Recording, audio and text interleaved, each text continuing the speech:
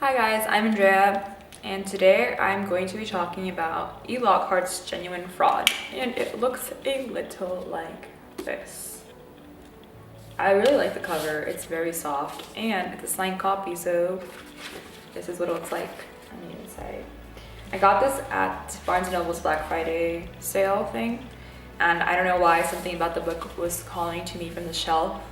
Plus, I just think the title being an oxymoron is hilarious, so I bought it basically because of that. But I also thought the dedication page was pretty cool. She says, "For anyone who has been taught that good equals small and silent, here is my heart with all of its ugly tangles and splendid fury." Which I really vibed with, resonated with it. But the thing is, the rest of the book is not written in that kind of language. It's much more direct, straightforward. Well, let's talk about it. Let's talk about the book. And I have to admit, at first, when I finished reading this book, I had a lot of mixed feelings and emotions about it. But after I let it sit in my brain and kind of soak, it kind of grew on me. It really did.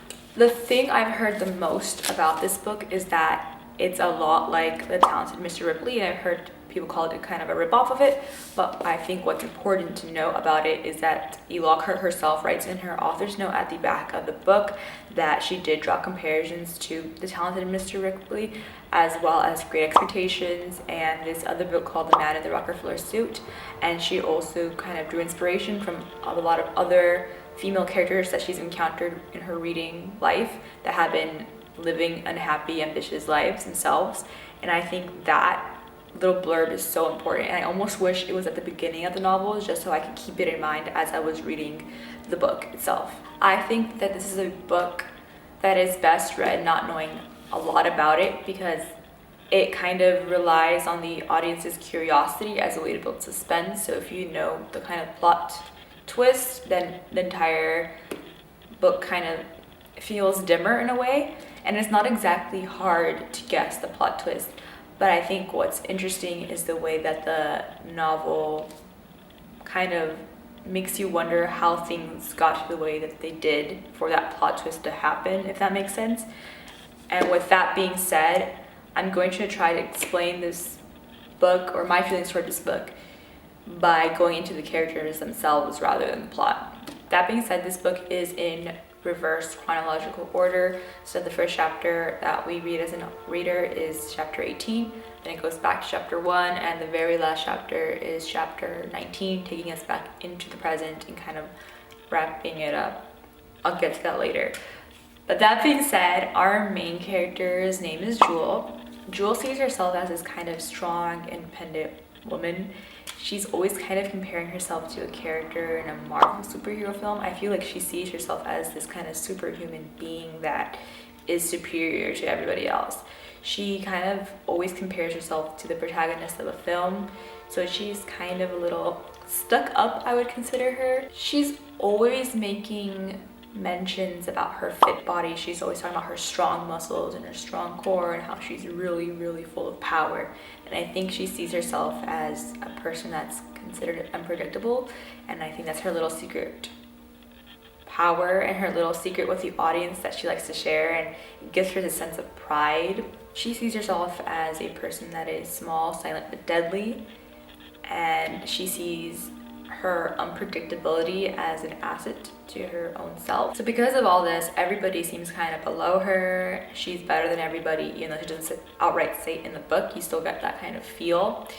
And she's superior basically to everybody except for her best friend called Imogen, who she kind of feels differently for, and Imogen is the other main character in this novel. Imogen's presence just captures Jewel's thoughts. For lack of a better word or phrase, Jewel is obsessed with Imogen. She worships her, she reveres her, she loves the idea of what Imogen represents, and Imogen is kind of this carefree, rich, adopted millionaire heiress who's at the same time living life very freely, but also always in this kind of existential angst that Jewel feels she relates to.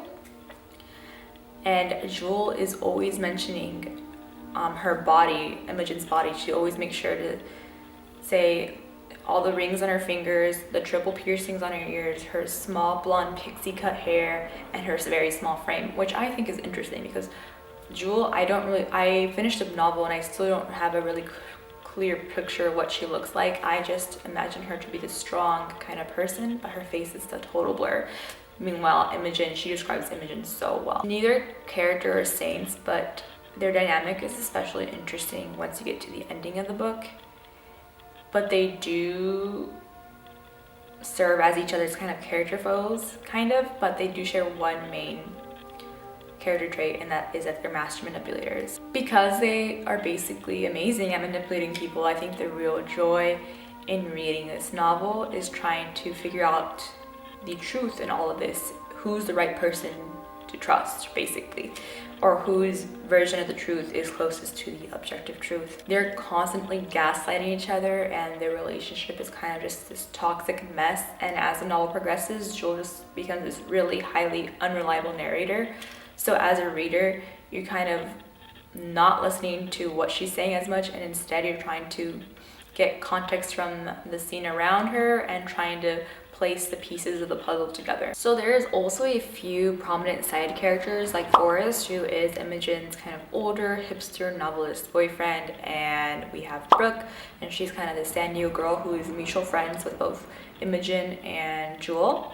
They're both people that Jewel feels she has figured out, and I think this is a really good example of showing the reader the kind of narcissism Jewel really has, because she thinks of them in a certain way, and when they themselves act out or do something outside of what she has kind of predisposed them to be, she's surprised and she can't believe that could ever happen. Like, in her mind, it's twisted in a way that the only person that's allowed to be unpredictable is Jewel. Anything else is unheard of.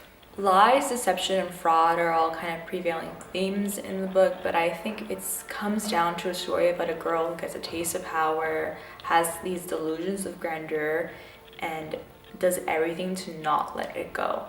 It's about trusting the wrong person's white lie and the consequences that can unravel because of that. That being said, I did have a lot of questions about the book. I'm not gonna lie. I feel that if this book was maybe even 100 more pages or 50, like if it had more pages, more length to it, it could have helped me understand what it was trying to tell me better.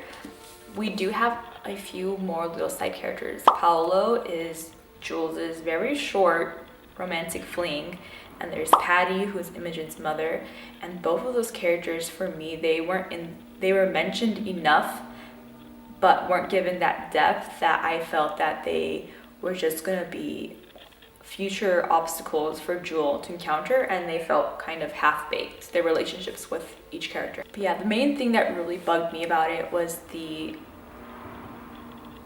supporting cast not being as developed as I wish they would have, and I feel that if they weren't gonna be as developed as Imogen or Jewel, then they shouldn't have been mentioned. One of the things that I was really wondering was what were the motivations behind some of the actions the characters took, and it wasn't really explained clearly. But then I realized that I guess that's kind of like life. Sometimes people do weird things or uncharacteristic things, and they cause so many bad things to happen. And in a way, I guess that's E.Lockhart's way of finding realism in her book, kind of anchoring it down into the unpredictability of human nature itself.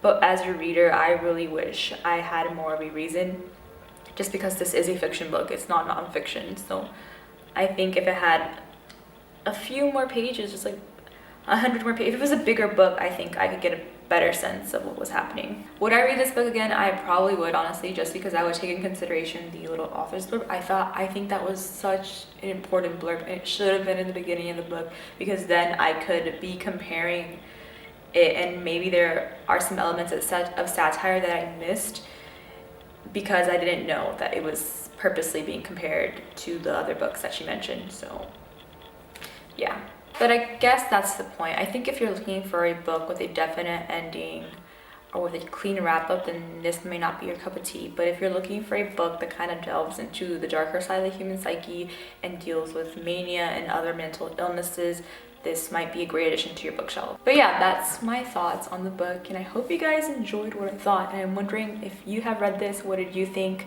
How did you feel? Yeah, so I'll see you when I see you, and thanks for watching. Bye.